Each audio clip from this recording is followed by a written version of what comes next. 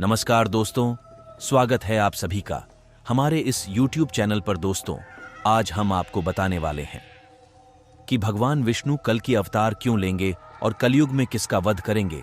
तो अगर आपको यह समझना है कि भगवान विष्णु कल की अवतार ले लिया है या लेने वाले हैं और इस कलयुग में भगवान विष्णु किसका वध करेंगे, ये सारी जानकारी जानने के लिए आप वीडियो के अंत तक बने रहे। तो चलिए शुरू करते हैं। लेकिन उससे पहले जानते हैं भगवान विष्णु इस कलयुग में क्यों आएंगे, कल की अवतार कली पुरुष का अंत कैसे करेंगे। यह जानने से पहले हम थोड़ा कली पुरुष के बारे में जानते हैं। कली पुरुष के जन्म के रहस्य को जानने के लिए हमें इस योग से सृष्टि की रचना स्रोत के समय में यानी सतयुग में जाना होगा। मित्रों, सतयुग में समुद्र मंथन की कहानी आप सबने सुनी होगी। समुद्र मंथन के लिए मंदराचल पर्वत को गरुड़ देव ने अपनी चोंच में उठाकर क्षीर सागर में रखा और सर्पराज बासुकी को उस पर्वत में लपेटकर रस्से के रूप में प्रयोग किया गया। समुद्र मंथन विष्णु पुराण। राक्षसगण बासुकीनाथ के मुखी और देवता पूछ की ओर लगे थे, परंतु मंथन हो नहीं पा रहा था क्योंकि मंदराचल पर्वत का आधार घूम नहीं रहा था। तब भगवान विष्णु ने कछुए का अवतार लेकर मंदराचल पर्वत को अपनी पीठ पर रखा। इस प्रकार समुद्र मंथन की शुरुआत हुई। उसमें बहुत सारे कीमती आभूषणों के साथ पहले हलाहल नामक तेज विष निकला। भगवान विष्णु को इस विष के बारे में पहले से ही पता था। उन्होंने देवताओं को इस बारे में पहले इसलिए नहीं बताया क्योंकि वह जानते थे अगर उन्होंने देवताओं को इस विष के बारे में बता दिया तो वह विष के कारण इस मंथन को नहीं करेंगे। इसलिए उन्हें सिर्फ अमृत के बारे में बताया गया। क्योंकि हलाहल विष निकल गया था और सभी इसके प्रकोप से सब मूर्छित होने लगे, परंतु शर्त के अनुसार इसे आधा देवताओं को और आधा असुरों को पीना था, परंतु दोनों में हलाहल विष के इस तेज को सहन करने की शक्ति नहीं थी। फिर भगवान भोलेनाथ ने भगवान विष्णु के कहने पर विष का पान किया। कली पुरुष का जन्म कैसे हुआ, परंतु इस विष के तेज से भोलेनाथ जलने लगे। तब शक्ति रूपी देवी मां पार्वती ने पुष्प विष को अपने हाथों से भोलेनाथ जी के गले में ही रोक दिया। इस विष के प्रभाव से भोलेनाथ का कंठ नीला पड़ गया। तब से भोलेनाथ का नाम नीलकंठ पड़ गया। परंतु इस क्रिया में विष की कुछ बूंदें राक्षस कली के मुख में जा गिरी, जिससे कली का शरीर खत्म हो गया। और फिर आगे जब मंथन हुआ तो उसमें से कामधेनु गाय निकली, जिसे राजा बलि ने ग्रहण किया। ऐरावत हाथी को देवताओं के राजा इंद्र ने ग्रहण किया।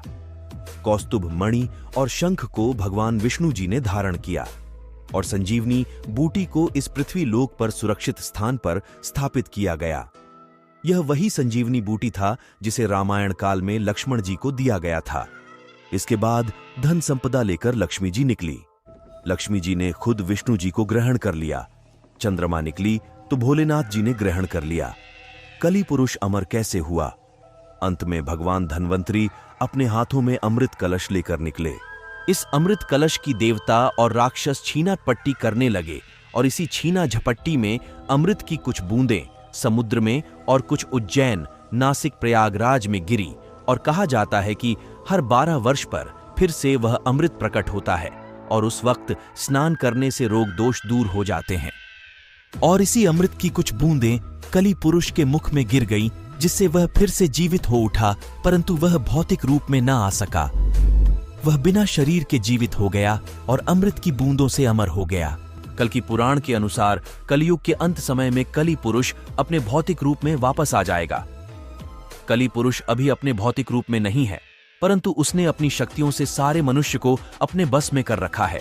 उसने अपनी शक्ति, काम, वासना, क्रोध और मोह का जाल इंसानों पर फैला रखा है और जैसे जैसे कलयुग आगे बढ़ता जाएगा उसकी माया का जाल बढ़ता जाएगा और वह अपने शरीर को पुनः प्राप्त करता जाएगा, जिससे इंसान पूरी तरह से कली के बस में हो जाएंगे और चारों ओर पाप ही पाप फैल जाएगा। और कली पुरुष को ही खत्म करने के लिए भगवान विष्णु कल की अवतार में इस कलयुग में जन्म लेंगे। तो चलिए अब जानते हैं भगवान विष्णु को कल की अवतार में कैसे देखा या पहचाना जाए। दोस्तों, सनातन धर्म में पंचदेव के साथ ही त्रिदेव का जिक्र है।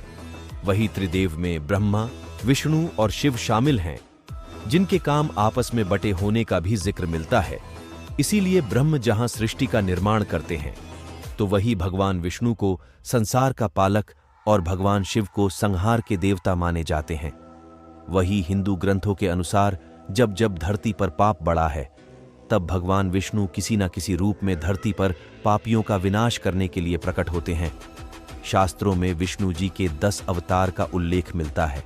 इसमें से अब तक 9 अवतार ले चुके हैं, लेकिन कलयुग में भगवान का अंतिम अवतार होना बाकी है। भगवान विष्णु कल की अवतार कब लेंगे और कैसे दिखेंगे?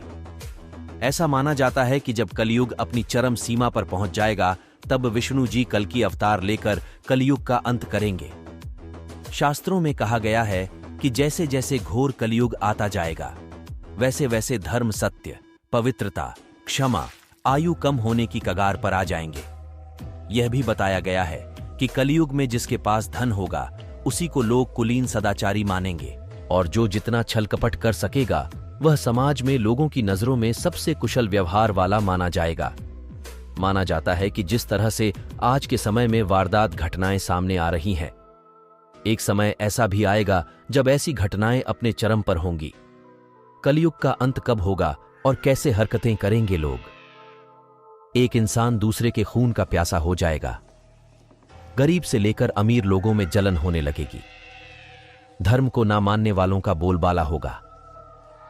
जिस तरह से प्रजा को संभालने के लिए एक राजा हमेशा मौजूद होता है, लेकिन आने वाली घोर कलयुग के समय में किसी भी शहर का राजा कोई नहीं होगा। वहां केवल अधर्मियों का राज होगा। मान्यता है कि एक समय ऐसा भी आएगा जब चारों ओर अकाल पड़ जाएगा। लोग भोजन को छोड़कर जानवरों की तरह पत्तियां खाकर अपना जीवन व्यतीत करेंगे। इस युग में लोगों में सिर्फ असंतोष दिखाई देगा, और जैसे जैसे घरों में पूजा पाठ का अंत होगा, लोग धर्म में पाखंड से जुड़ने लगेंगे। तब भगवान विष्णु कल की अवतार में आएंगे और कलयुग का अंत हो जाएगा। उसके बाद धर्म की स्थापना करेंगे। कल की अवतार आज भी लोगों के लिए एक रहस्य है। ऐसे में हर कोई जानना चाहता है कि भगवान विष्णु अपना कल की अवतार कब लेंगे और कहां लेंगे, और उनका रूप कैसा होगा। वही भागवत पुराण में लिखा है कि भगवान कल की अवतार कलयुग के अंत और सतयुग के संधिकाल में होगा। शास्त्रों की माने तो प्रभु श्री राम और श्री कृष्ण का अवतार भी अपने अपने युगों के अंत में हुआ था। इसलिए जब कलयुग का अंत निकट आ जाएगा, तब भगवान कल की जन्म लेंगे। वही अग्नि पुराण के 16वें अध्याय में अवतार का चित्रण तीर कमान धारण किए हुए एक घुड़सवार के रूप में किया गया है। कल की पुराण के अनुसार वह हाथ में चमचमाती हुई तलवार लिए सफेद घोड़े पर सवार होकर युद्ध और विजय के लिए निकलेंगे। पौराणिक मान्यता के अनुसार कलयुग 4,32,000 साल का है। इसका भी प्रथम चरण ही चल रहा है। कलयुग की शुरुआत 3102 ईसा पूर्व हुआ था, जब 5 ग्रह मंगल, बुध, शुक्र, बृहस्पति और शनि मेष राशि पर 0 डिग्री पर गए थे।